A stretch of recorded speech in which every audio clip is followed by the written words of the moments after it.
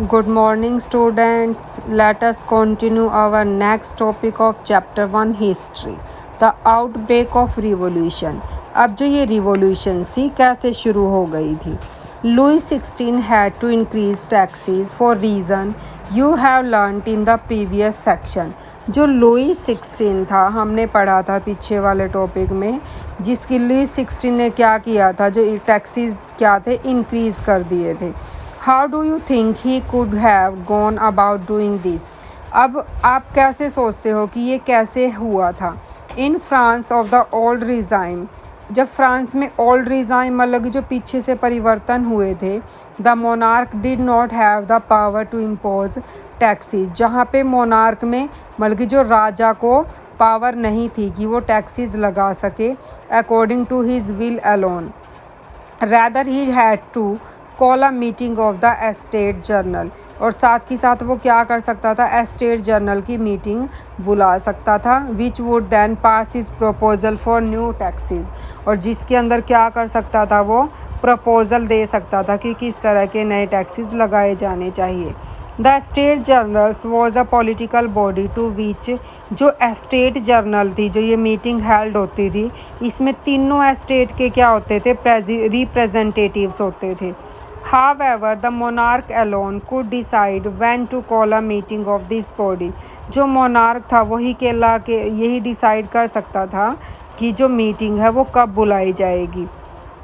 The last time it was done in 1614. जो ये last meeting held हुई थी पार्लियामेंट की एस्टेट जर्नल की, वो 1614 में हेल्ड हुई थी.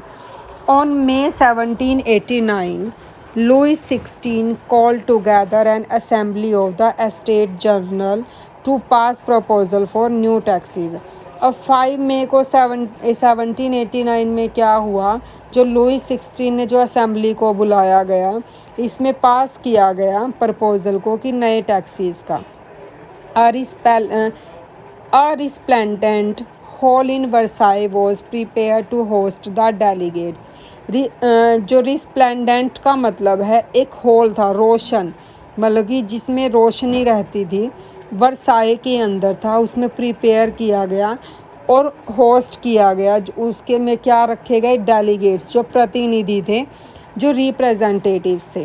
The first and second estate sent, जो फर्स्ट और सेकंड एस्टेट ने क्या किया था, 300 रिप्रेजेंटेटिव थे ईच के. फर्स्ट के 300 थे और सेकंड एस्टेट के 300 थे. Who were seated in rows facing each other on two side. ये दोनों क्या थे, एक दूसरे की तरफ लाइनों में बैठे हुए थे फेस करके. While the 600 members of the third estate had to stand at the back. और जो 600 मेंबर थे वो थर्ड एस्टेट के थे, क्योंकि जो 90% पॉपुलेशन थी वो कौन से लोगों की थी, थर्ड एस्टेट के लोगों की थी. The third estate was represented by its more prosperous and educated member. अब वहाँ पे जो थर्ड एस्टेट के लोग आए थे वो उसमें से कौन से थे, मोस्ट प्रोस्पेरस थे, जिनके पास संपत्ति थी, और एजुकेटेड मेंबर थे, वो रिप्रेजेंटेटिव बने हुए थे. Peasants, artisans and women were denied entry to the assembly. जो पीजेंट्स थे, जो आर्टिस्ट थे, जो वुमेन थी, उनको मना किया गया था कि वो असेंबली में नहीं आएंगे.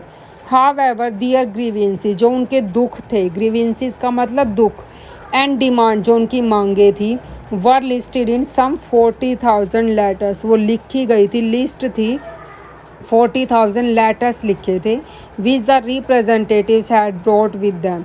जो 600 रिप्रेजेंटेटिव्स थे वो अपने साथ लाए हुए थे. Voting in the state journal in the past had been conducted according to the principle and each estate had one vote. जो वोटिंग होती थी एस्टेट जर्नल में वो पहले की तरह ही होती थी जैसे पास्ट में कंडक्ट की जाती थी, बल्कि सभी को क्या है, एक वोट का राइट है. This time too Louis 16 was determined to continue the same practice. तो ऐसी ही प्रैक्टिस क्या की उसने, लुई 16 ने जारी रखी. But members of the third estate demanded that voting now be conducted by the assembly as a whole. अब उसने बोला कि जो मेंबर है थर्ड एस्टेट के, उन्होंने डिमांड की गई जो वोटिंग कंडक्ट की जाएगी वो पूरी असेंबली है, जो होल असेंबली है तीनों की तीनों जो है स्टेट है उनके थ्रू की जाएगी और सभी का क्या होगा, would have one vote, each member का एक वोट काउंट होगा। This vote this was one of the democratic principle put forward by philosophers. अब जो ये प्रिंसिपल था, डेमोक्रेटिक जो प्रिंसिपल था, डिमांड रखी थी, इसको आगे ले जाया गया, फिलोसफर्स लेके गए। Like Rousseau in his book में लिखा, सोशल कॉन्ट्रैक्ट में लिखा। When the king rejected this proposal, लेकिन किंग ने क्या किया, इस प्रपोजल को रिजेक्ट कर दिया। Members of the third estate walked out of the assembly in protest. जो मेंबर्स थे थर्ड एस्टेट के, वो विरोध में क्या हुए, असेंबली से बाहर चले गए। The representative of the third estate viewed themselves as spokesman. अब जो रिप्रेजेंटेटिव थे थर्ड एस्टेट के, उन्होंने अपने आप को कैसे देखा, as spokesman for the whole French nation, कि वो क्या कर रहे हैं, पूरे फ्रेंच का क्या कर रहे हैं, प्रतिनिधित्व कर रहे हैं। On 20th June, they assembled in the hall of an indoor tennis court in the ground of Versailles. 20 जून को वो इकट्ठा हुए, कौन से हॉल में, इंडोर टेनिस का गेम का क्या था, हॉल था, वहाँ पे ग्राउंड में वो इकट्ठे हुए वर्साई में। They declare themselves a national assembly. उन्होंने अपने आप को क्या किया कि वो क्या बनाएंगे, नेशनल असेंबली है। और swore not to disperse till they had drafted a constitution for France that would limit the power of the monarch। मतलब कि उन्होंने कस्में खाई कि वो जब तक नहीं बिखरेंगे, मतलब कि वो इकट्ठे होके रहेंगे जब तक नया कॉन्स्टिट्यूशन नहीं बन जाता फ्रांस में, और जो राजा को, जो मोनार्क को जो पावर दी गई है, जब तक उसकी पावर कम नहीं की जाती। देवर लैड बाय मिराबू। अब उसको किसने लीड किया, मिराबू ने किया। एंड एबे सियूज ने। Mirabeau was born in a noble family. जो मिराबू था वो नोबल फैमिली से बोर्न हुआ था, but was convinced of the need to do away with the society of federal privilege. लेकिन वो कन्विंस्ड था, वो बात मानता था कि जो ये ज़रूरतें हैं जो लोगों से छीनी गई हैं, तो सोसाइटी के अंदर जो भी ये चल रहा है ये गलत हो रहा है, इसलिए उसने लीड किया था। He brought out a general and delivered powerful species. उस वो क्या किया, काफ़ी सारे जनरल लिखे उसने, मतलब कि आर्टिकल्स लिखे, और डिलीवर भी किया था, पावरफुल स्पीचेस भी दी थी to the crowd assembled at, जो भीड़ इकट्ठा हुई थी वर्साई के अंदर। एबे सरियू ओरिजिनली ए प्राइस्ट। जो एबे सरियू था वो क्या था, एक पंडित था। Wrote an influential pamphlet called what is the third estate. उसने पैम्फलेट लिखे थे और जिसमें क्या बोला गया कि थर्ड एस्टेट क्या है। While the National Assembly was busy at Versailles drafting a constitution। जब नेशनल असेंबली बिजी थी वर्साई में, कॉन्स्टिट्यूशन को ड्राफ्ट बना रही थी, the rest of France seethed with turmoil. मतलब कि पूरे फ्रांस में क्या थी, उथल फुथल मची हुई थी। A severe winter had meant a bad harvest. उस टाइम क्या था, जो सर्दियाँ थी उनके लिए अच्छी नहीं थी, क्योंकि उनकी फसलें क्या हुई थी, ख़राब हुई थी, और जिसकी वजह से the price of the bread rose, जो प्राइस थे वो ब्रेड के बढ़ गए थे। Often bakers exploited the situation. Bakers ने भी क्या कर दिया था, सिचुएशन का फ़ायदा उठाना शुरू कर दिया था। And hoarded supplies. उन्होंने भी गोला बारूद सप्लाई करना शुरू कर दिया था। After spending hours in long queues at the bakery. जब उनको एक लाइन में लगे रहना पड़ता था घंटों तक। Crowd of angry women stormed into the shop. तो जो वुमेन थी, महिलाएं थी, जो महिलाओं की भीड़ थी जो गुस्से में थी। स्टॉम्ड का मतलब होता है धावा बोल दिया था उन्होंने दुकानों के ऊपर। At the same time the king order troops to move into Paris. तो इसी टाइम पे क्या किया गया, किंग ने ऑर्डर दिया, ट्रूप का मतलब सेना के साथ क्या किया जाएगा, मूव किया जाएगा पेरिस में। On 14 July the agitated crowd stormed and destroyed the Bastille. अब उन्होंने क्या किया, एजिटेटेड क्राउड, जो मतलब कि भड़की हुई जो भीड़ थी, उन्होंने धावा बोल दिया, और जो बास्तिल की जो जेल थी, उस बास्तिल जो राज्य था जहाँ पे जेल थी, उसको तोड़ दिया। In the countryside, rumors spread from village to village that the lords of the manor had hired bands of brigands who were on their way to destroy the ripe crops. मतलब कि उन्होंने क्या बोला गया, जो ये रूमर्स थी, अफवाहें थी, ये एक गांव से दूसरे गांव में फैल गई। जो लॉर्ड है, जो राजा है, वो क्या कर रहा है, उसने डाकुओं, मैन्योर हैड हायर्ड, मैन्योर का मतलब लैंड के लिए क्या किया, उसने डाकुओं को हायर कर लिया है। और वो कहाँ पे जा रहे हैं, हु वर ऑन दियर वे, वो रास्ते में हैं और जो डिस्ट्रॉय करते जा रहे हैं जो उनकी पकी हुई फसलें हैं। Caught in a frenzy of fear, peasants in several district seized hoe and pitchforks. अब उनको क्या किया गया, ये क्या था, किस तरह से पकड़े गए कि ये उनका पागलपन है और डर के मारे वो पकड़े जा रहे हैं। पीजेंट्स इन सेवरल डिस्ट्रिक्ट में सीज कर दिया। होज का मतलब जिसमें वो पानी की वो होती है, होद बोलते हो जिसको। एंड पीच फोक्स मतलब कि पिचकारियाँ, मतलब कि पानी फेंकने के लिए। एंड अटैक चेतक्स, और उन्होंने क्या कर दिया, उनके घरों पर भी क्या कर दिया है, हमला कर दिया। मतलब कि उनके जो गोडाउन्स हैं, दे लूटेड होर्डेड ग्रेन्स, मतलब कि वो अनाज के भरे हुए गोदामों को लूट रहे हैं। Burnt down documents containing records of manual dues. अब वो क्या कर रहे हैं, जला दिया उन्होंने डॉक्यूमेंट्स को, जो कहाँ पे कर उनके रिकॉर्ड्स है। मैनुअल ड्यूज मतलब कि इसको इतने रुपए उधार देने हैं, इसके उतने उधार देने हैं, वो मैनुअल ड्यूज है जिसके अंदर उन्होंने रिकॉर्ड रख रखा था, उसको भी उन्होंने क्या कर दिया, जला दिया। A large number of nobles fled from their homes, जो ज़्यादा से ज़्यादा लोग क्या हो गए थे, फ्लैड मतलब कि छोड़ कर जा रहे थे अपने घर। Many of them migrating to neighbouring countries, और कुछ क्या थे, नेबरिंग कंट्रीज़ में जा रहे थे। Faced with the power of his revolting subject, Louis XVI finally accorded recognition to the National Assembly। तो इसने क्या किया कि इस तरह की सिचुएशन को देखते हुए जो लुई 16 ने क्या किया, अकॉर्डेड रिकॉग्निशन मतलब कि मान्यता दे दी, किसको, नेशनल असेंबली को। क्योंकि जब वो टेनिस के हॉल में इकट्ठा हुए थे जो थर्ड एस्टेट के लोग, उन्होंने क्या बनाई थी, नेशनल असेंबली बनाई थी ना, तो उनको उसको क्या दे दी गई, अब मान्यता दे दी गई। And accepted the principal that his power wood from now on be checked by a constitution. अब उसमें एक्सेप्ट कर लिए गए जो उनके प्रिंसिपल थे और जो उनको पावर थी वो अब जो कॉन्स्टिट्यूशन में लिखा गया है उसके अकॉर्डिंग चेक की जाएगी। On the night of 4th August 1789, the Assembly passed a decree abolishing the federal system of obligation and taxes। अब 1789 में क्या हुआ, 4 अगस्त को जो असेंबली ने पास किया गया जो डिक्री एबॉलिशिंग, मतलब कि वो क्या करेगी, जो फेडरल सिस्टम है उसको ख़त्म कर देगी, जो टैक्सीज़ है वो भी ख़त्म कर देगी।